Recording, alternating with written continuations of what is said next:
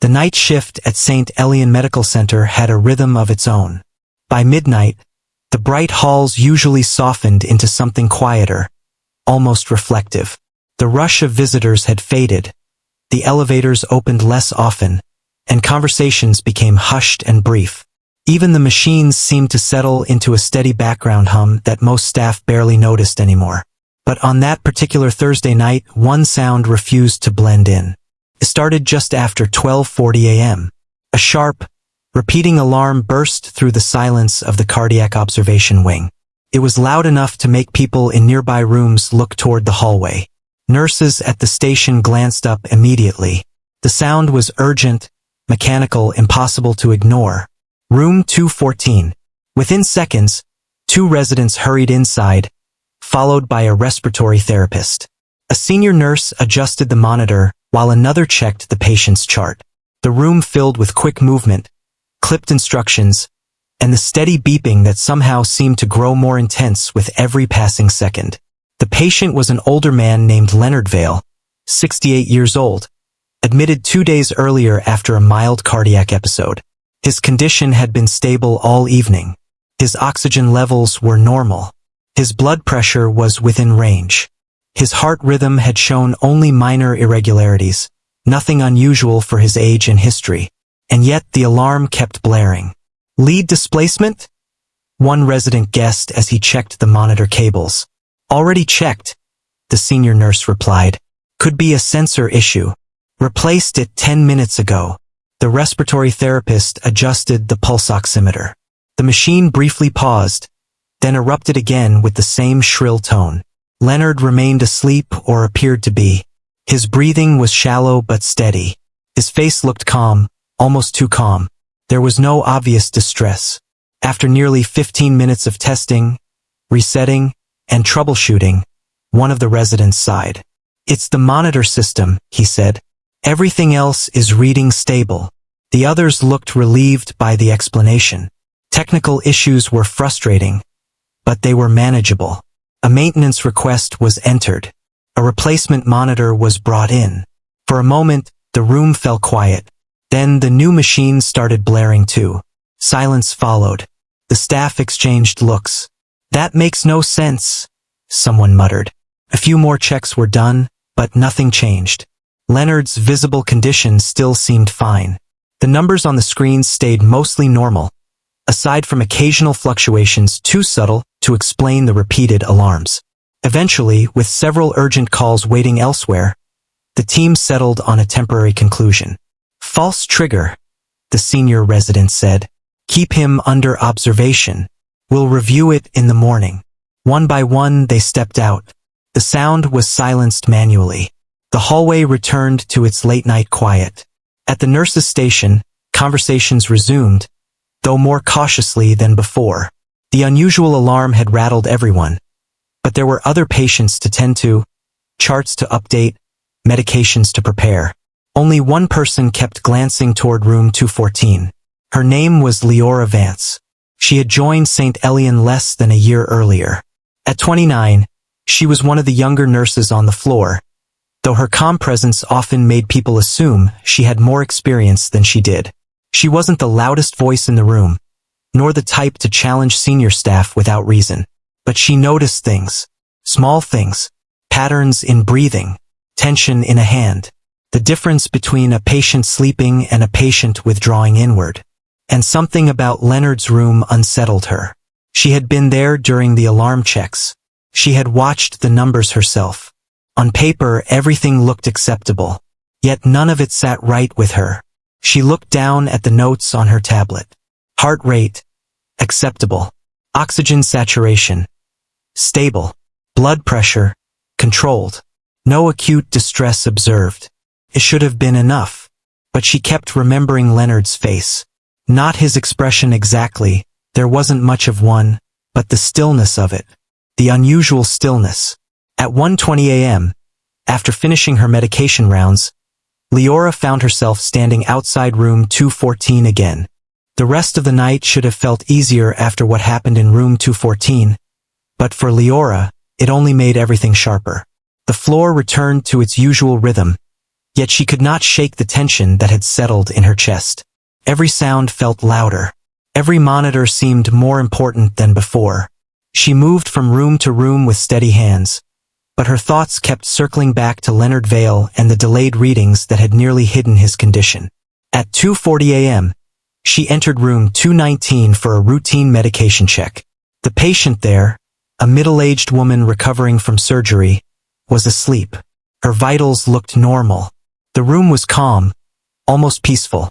Leora stood there longer than necessary. She watched the rise and fall of the woman's chest. She compared it to the monitor. Perfectly synced. No delay. She moved on.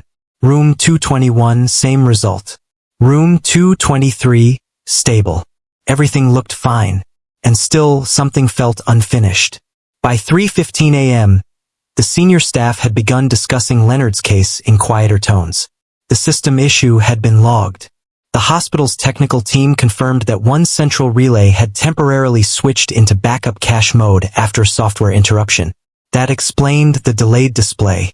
But according to protocol, only one affected room had been identified. Only one. Leora wasn't convinced. She stood at the central nurses' station, scanning the digital board. Each room showed its assigned patient, status, and live monitoring connection. Her eyes stopped on room 208. The room belonged to a patient named Elias Mercer, a retired school principal admitted earlier that evening for observation after dizziness and fatigue. Nothing severe. Mostly precautionary. Status: stable. Monitoring active. No alerts. Yet one detail caught her attention. A small icon beside the room number. A sync symbol. She tapped into the system. It showed no active problem. But the timestamp on the live feed was 2 seconds behind. Just enough to notice if someone was looking for it. Her stomach tightened. She checked the relay source. Same backup channel that had briefly handled Leonard's room. Not possible, she whispered. The system log should have cleared. She refreshed the display. Still there. She didn't wait. Leora walked quickly to room 208. Inside, Elias sat half awake, staring toward the window. The soft blue light from the monitor painted his face in pale shadows. "Good evening," she said gently. He turned and smiled faintly. "Thought it was morning already." "Not yet." She stepped closer. "How are you feeling?" "Tired. A little heavy in the chest. But that's probably from all the tests." He said it casually. Too casually. Leora checked his chart. No chest pain reported. No cardiac concerns. Only dizziness. She listened to his breathing. Steady. She looked at the monitor. Normal. Then she looked at him again. His skin tone had a slight grayness beneath the light. A subtle sign, but one she had learned not to ignore. "Can I do a quick manual check?" she asked. "Of course." She took his pulse. Felt uneven. Not dangerously so, but inconsistent. She counted again. Then compared it to the monitor. Mismatch. Not dramatic, but enough. Her heartbeat quickened. She opened the monitor settings. Same issue. Cached relay mode. Her mouth went dry. This wasn't one isolated malfunction. It was spreading through connected rooms. She attached a portable independent monitor. The results came within seconds. A clear cardiac irregularity. Early but active. Nothing critical yet, but heading in that direction. She looked at Elias. He was watching her carefully now. "That serious?" he asked. She forced calm into her voice. "We caught it early. That's what matters." This time, she called the physician without hesitation. Within minutes, the resident arrived. The same one from Leonard's case. His expression shifted the moment he saw the portable reading. "You found another one?" "Same relay issue." He stared at the central display, then at her. "Why wasn't this flagged?" "Because the system says it's stable." A long silence followed. Then he picked up the phone and called technical services directly. What happened next moved faster than anyone expected. The hospital's IT supervisor was pulled from home. Engineering staff began reviewing every room connected to that relay chain.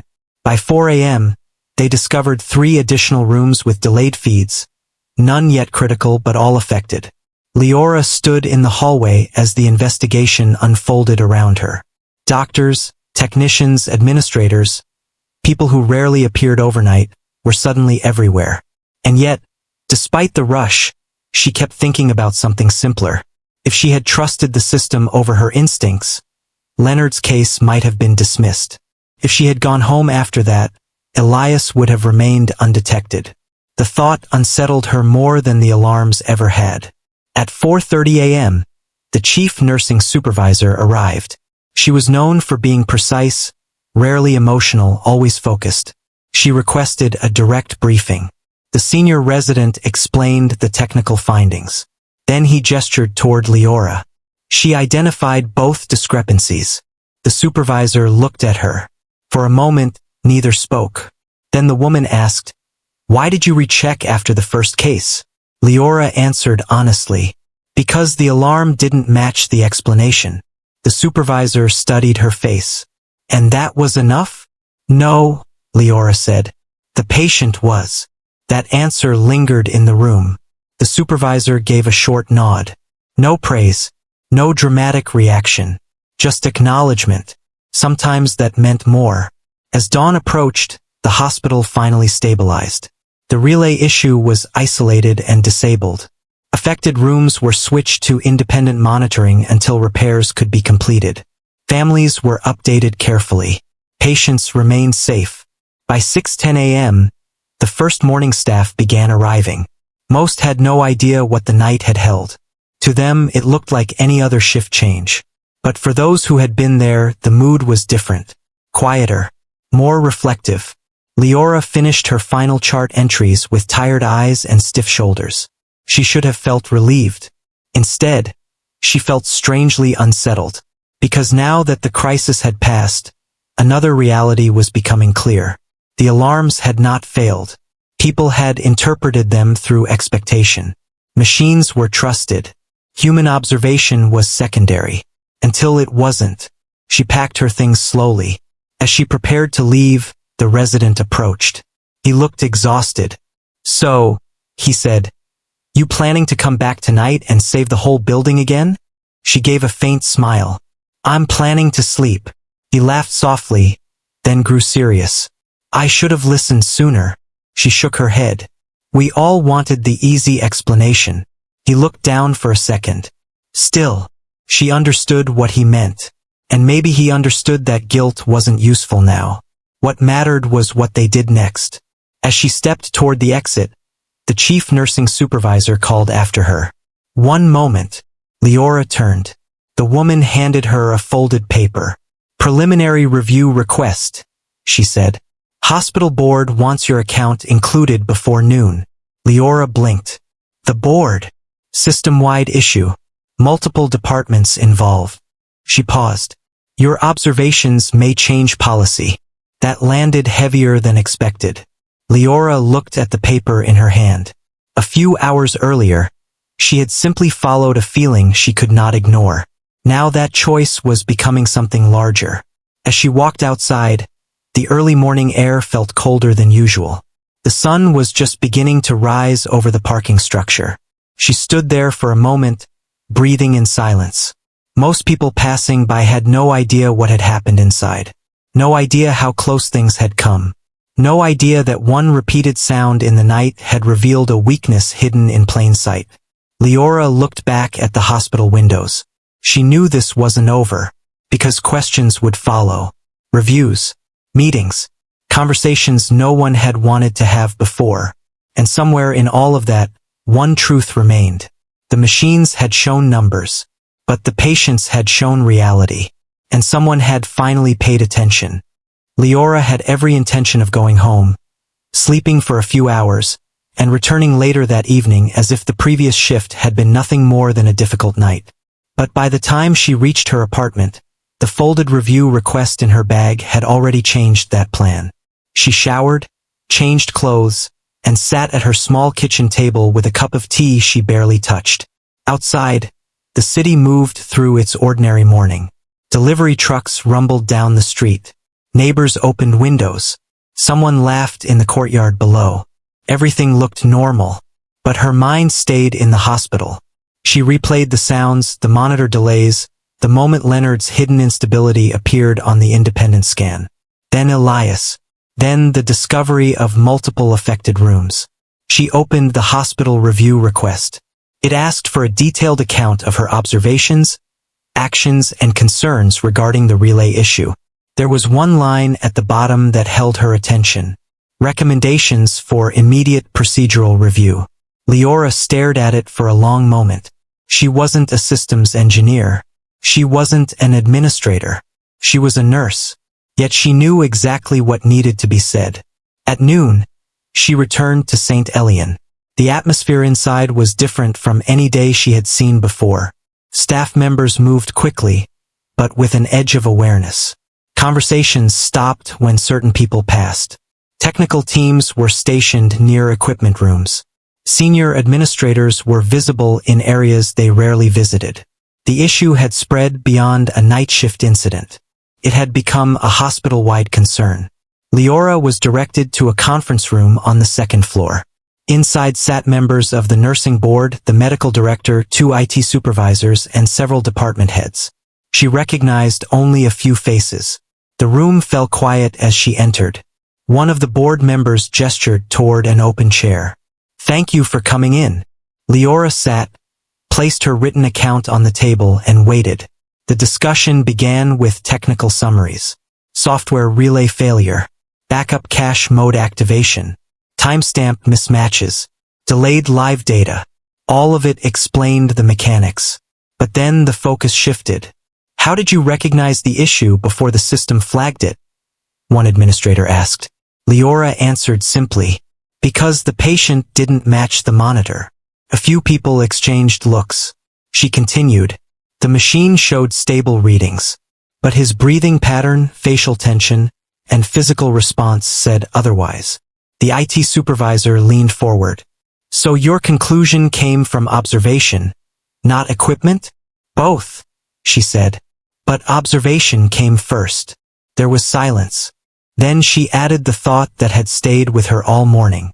"The alarm wasn't wrong. We were asking the wrong question." That line seemed to settle over the room. Because until then, the investigation had focused on technology. She had shifted it back to people. The board requested her recommendations. Leora unfolded her paper. Her voice stayed calm. "First, no alarm should ever be dismissed as technical until an independent patient assessment is completed." Heads nodded. "Second, delayed feed indicators should be visible to staff without requiring access to advanced settings." A technical supervisor wrote notes quickly. "Third, bedside observation must remain equal in importance to digital monitoring, not secondary." She looked around the table. Machines assist care. They do not replace clinical judgment. No one interrupted. When she finished, the medical director spoke. "These changes could affect policy across the network." Leora lowered her paper. "They should." For a moment, the room was still. Then something unexpected happened. The chief nursing supervisor, the same one from the night before, stood. She addressed the room directly. "Last night, this nurse prevented multiple patient escalations because she trusted what she saw over what she was told to expect." Her voice carried authority. "If we ignore that lesson, then the equipment failure was not our greatest risk." That shifted everything. By the end of the meeting, emergency procedural updates were approved for immediate rollout. Staff retraining would begin within days, and a wider audit of monitoring systems across affiliated hospitals was ordered. Leora expected to leave quietly after that. Instead, she was asked to remain. The board wanted her involved in the implementation review. She almost refused. She had no interest in committees or administration. But the thought of the same oversight happening elsewhere made her reconsider. So she agreed. The next several days became a blur. She worked her scheduled shifts while attending review sessions during off hours. Her name began circulating beyond her department. At first, it felt uncomfortable. She had not acted for recognition. But the hospital needed someone who understood what had happened from the bedside level. And that perspective mattered. One afternoon, as she walked through the cardiac wing, she noticed something new. Each monitor now displayed a visible sync status in the corner of the screen. Simple, clear, impossible to miss. She stopped and stared at it. A small change, but one that could save time and lives. A resident passing by smiled. Your idea. Leora shook her head. It should have always been there. Still, she felt the weight of it. Proof that one observation had become action. That same evening, she checked on Leonard Vale. He had recovered well and was preparing for discharge. When he saw her, his expression softened. They tell me you're the reason I'm still complaining about hospital food. She laughed quietly. I'll take that as gratitude. He grew serious. I don't remember much from that night, but my daughter told me what happened. He reached for her hand. You listened. There was nothing dramatic in his tone, just quiet truth. And somehow that meant more than any boardroom acknowledgement. Later that week, something even more surprising happened. A regional healthcare publication requested an interview. The hospital wanted to highlight the system improvements. They asked if Leora would share her experience. She hesitated. She disliked attention. But the article wasn't about her, it was about reinforcing the lesson. So she agreed. The interviewer asked what made her act differently than others. Leora answered honestly. I wasn't smarter. I wasn't more experienced. I just refused to let the monitor become the whole story. That quote spread quickly. Within days, it was repeated in internal memos, staff meetings, even training sessions. What began as a sentence in conversation became a phrase tied to the new policy. The monitor is not the whole story. For Leora, the attention remained surreal. But something else was changing too. Colleagues who once overlooked her now sought her input. New nurses asked for advice. Senior physicians included her in discussions they previously might not have. Respect had shifted, not because of status but because of trust. And yet, through it all, she stayed grounded. Because she knew how easily things could have gone differently. One ignored instinct. One delayed decision. One assumption accepted too quickly. That awareness never left her. Weeks later, during a hospital-wide training seminar, the medical director stood before hundreds of staff members and introduced a new standard of care initiative. Then he invited Leora to the stage. She froze. Applause filled the room as she walked forward. He handed her a plaque not for heroism but for clinical leadership. The title surprised her, because she had never seen herself that way. But perhaps leadership wasn't about titles. Perhaps it was simply the willingness to act when certainty was absent.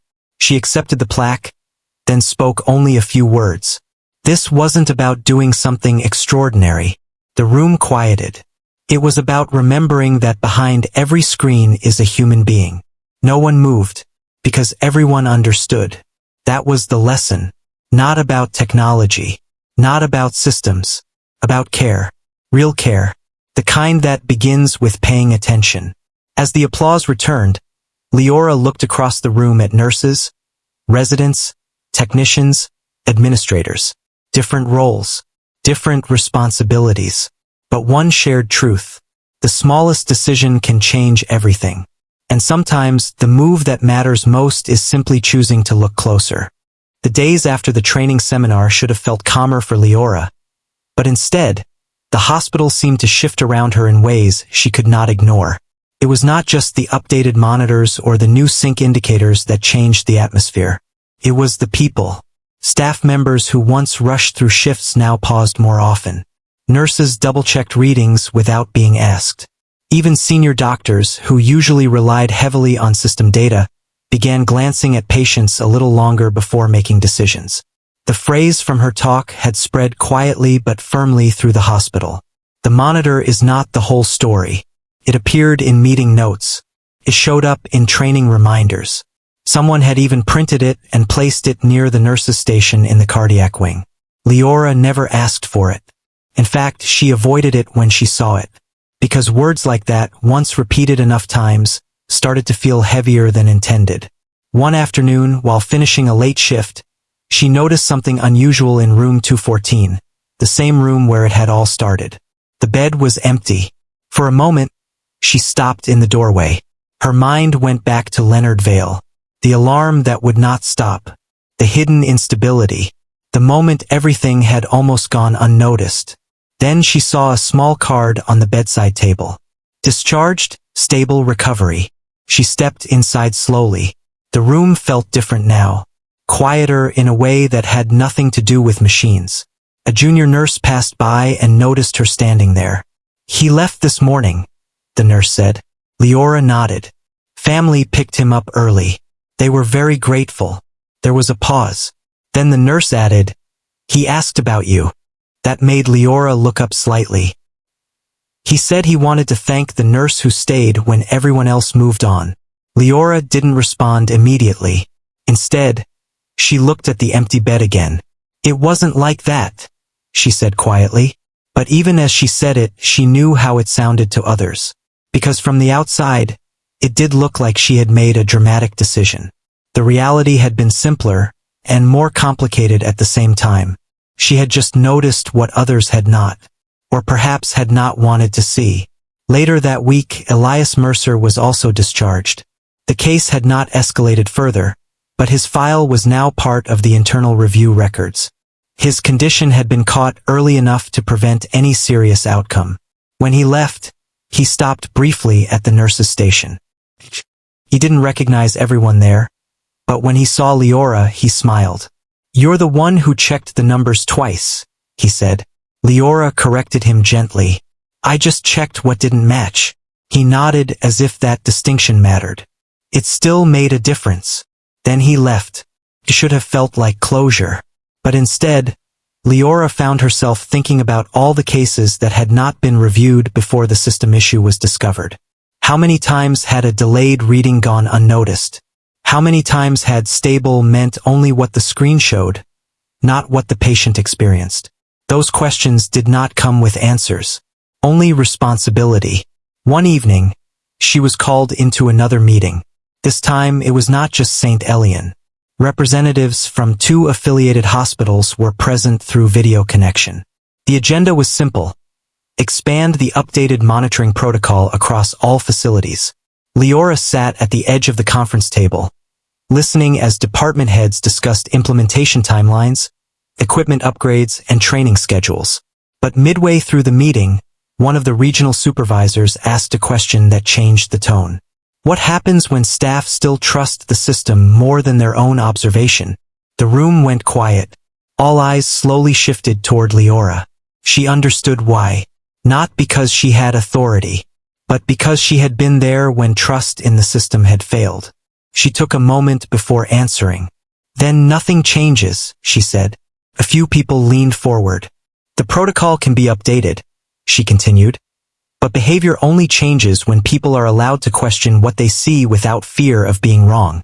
The supervisor nodded slowly. "And how do we build that?" Leora hesitated, because that was the harder part. "The same way we build trust in machines," she said. "By proving over time that questioning is part of care, not a failure of it." No one argued, because it made sense in a way that policy alone could not. After the meeting, as people began logging off or gathering their notes, one of the senior doctors approached her. He was older, experienced, someone who had clearly seen many shifts in medical practice over the years. "I've worked in hospitals for over 20 years, he said. Leora waited. "And I'll admit something," he added. "I would have trusted the monitor too." There was no shame in his voice, only honesty. "That's the problem," he continued. "We all would have." That stayed with her longer than she expected. Because he was right. The issue was not one person ignoring a warning. It was a system trained to trust certainty over uncertainty. And machines always sounded certain. A few days later, Leora was walking through the emergency corridor when she heard an alarm in the distance. Not the same tone as before, but still sharp enough to make her stop. She turned instinctively toward the sound. For a second, her body reacted before her mind did. Then she saw it was a routine alert, non-critical, already being handled. A nurse nearby noticed her reaction. "Old habit?" the nurse asked lightly. Leora exhaled slowly. "Something like that." But it wasn't just habit. It was memory, not fear. Awareness. That night, She stayed later than usual to finish documentation. The hospital was quieter again, but not the same quiet as before. There was a subtle shift in how staff moved through it. More attention, more caution, more presence. As she prepared to leave, she stopped by the cardiac wing one more time. The monitors were still there, but now each one displayed a small indicator showing signal delay status in real time. Green for live, yellow for delayed, red for cached. Simple, visible, unavoidable. She stood there for a long moment. A technician passing by noticed her. "Still checking the machines?" he asked. She shook her head. "No," she said. "Just remembering what it was like before we knew to look for that." He followed her gaze. "It's strange," he said. "Something so small caused so much change." Leora didn't respond immediately, because it wasn't just small. It had only looked small. That was the difference. Before leaving, she checked room 208 again. It was empty now, prepared for a new patient. The cycle of hospital life continued. But she noticed something new on the wall beside the door. A simple printed reminder for staff. Observe the patient, not only the screen. She read it twice, then walked away. Outside, the evening air was cooler than expected. The hospital lights reflected softly against the pavement. For the first time in days, Leora felt something close to calm. Not because everything was solved, but because something fundamental had shifted. Still, as she walked toward the parking lot, her phone buzzed. A message from the hospital's internal system. New monitoring irregularity flagged in a different facility. No patient name yet. No details. Just a notification. She stopped walking, stared at the screen, then slowly exhaled. The issue had not ended. It had only been revealed. And somewhere, in another room she had not seen yet, another alarm might already be sounding, waiting for someone willing to look beyond what the screen said. Leora stood for a moment in the hospital parking lot, holding her phone as the message stayed lit on the screen. The air felt colder than it should have for that time of evening, or maybe it only felt that way because her thoughts had shifted back into the place she had just left. A new monitoring irregularity flagged in a different facility. No patient details yet. No explanation. Just a signal that something was not behaving the way it should. She could have ignored it. It was not her department, not her shift, not even her hospital. But after everything she had seen, ignoring it felt impossible. She looked back at the building. The glass windows reflected the last light of day, turning the hospital into something almost quiet and distant. From here it looked stable, controlled, safe. But she knew better now. She exhaled slowly and opened the message again. Then she called the number attached to it. The response came quickly. A tired voice from the receiving coordinator on the other end. "Yes, this is Leora Vance from St. Elian," she said. "I'm calling about the cross-facility alert." A pause. "Oh yes, that one just came in. It's being reviewed internally."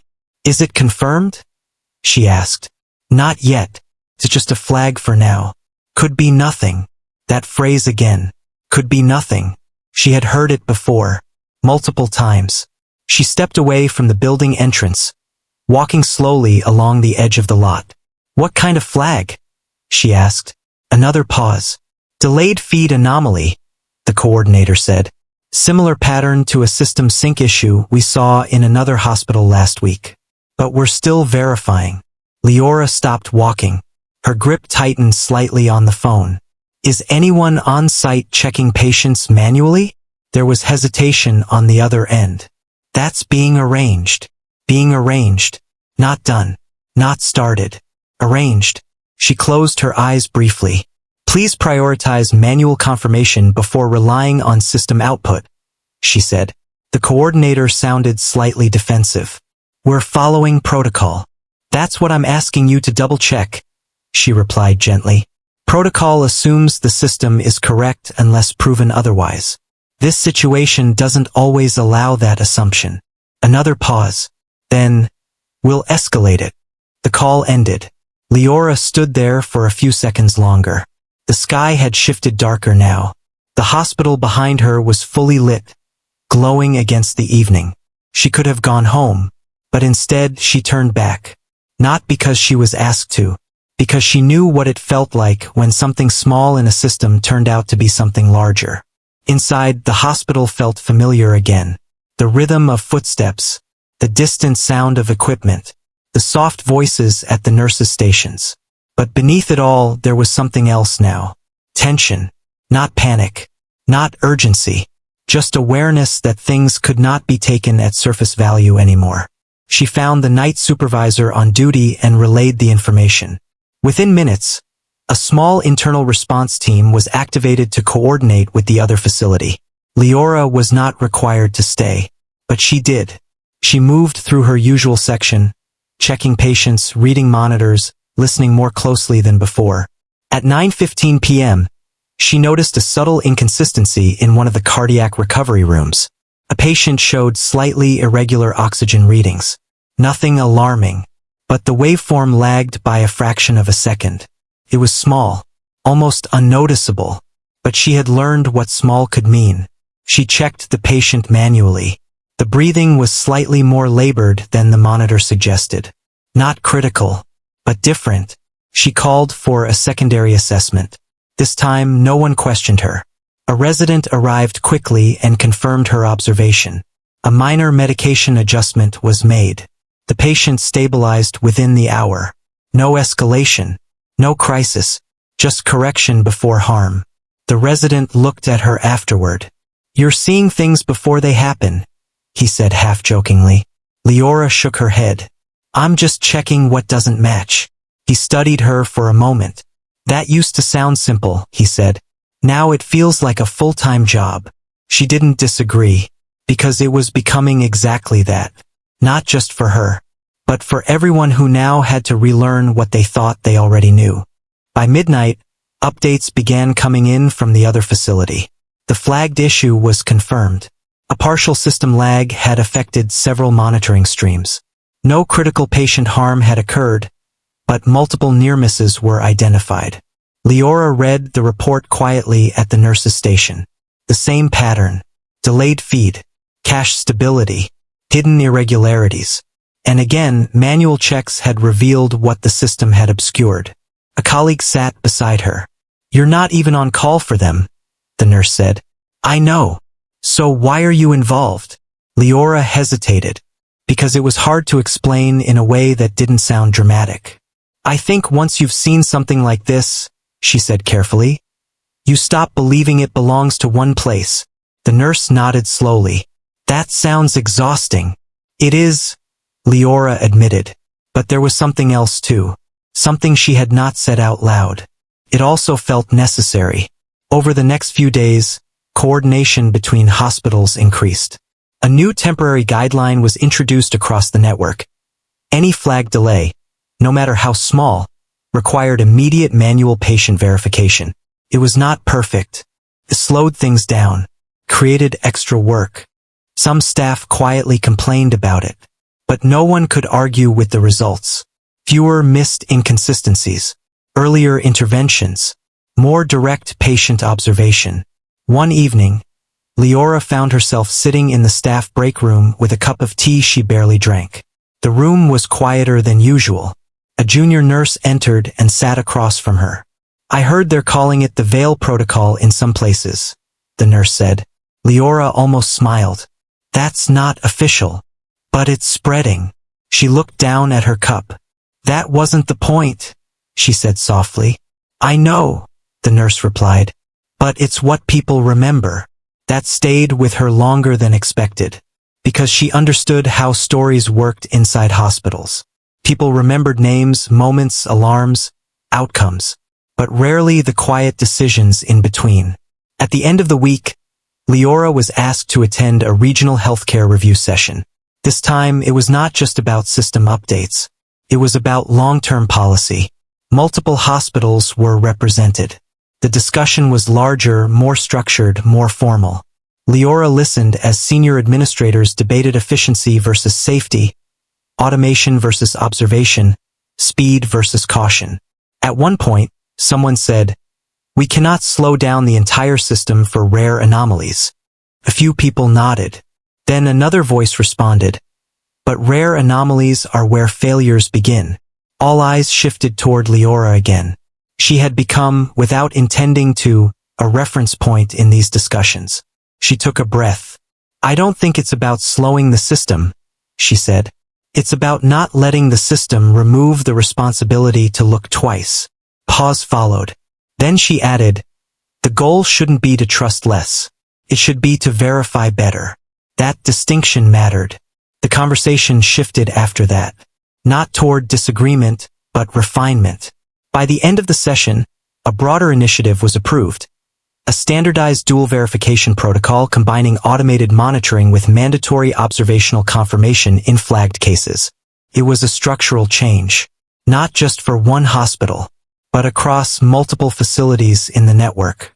As the meeting ended, people began gathering their things. A senior administrator approached Leora. "You realize," he said, "this started from one night shift." Leora nodded slightly. "It didn't start there," she replied. "It just became visible there." He seemed to consider that. Then he extended his hand. "Thank you for not ignoring it." She shook his hand briefly. But as she left the building afterward, she did not feel like something had ended. Felt more like something had settled into place. A responsibility that would not disappear with recognition or policy changes. Outside, the evening air was calm again. She walked slowly toward the parking lot. Her phone buzzed once more. Another alert. This time, different hospital, different system, same category of anomaly. She stopped walking, looked at the screen, then glanced back at the building behind her. For a moment, she thought about how easily everything could have remained invisible. How many nights like the first one had passed unnoticed before someone paused long enough to question it. Then she started walking again, not toward panic, not toward certainty, but toward the next place where something might not match. Because now she understood something clearly. The alarm was never just sound.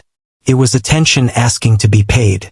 And as long as there were systems that could fail quietly, there would need to be someone willing to listen when everything still looked normal.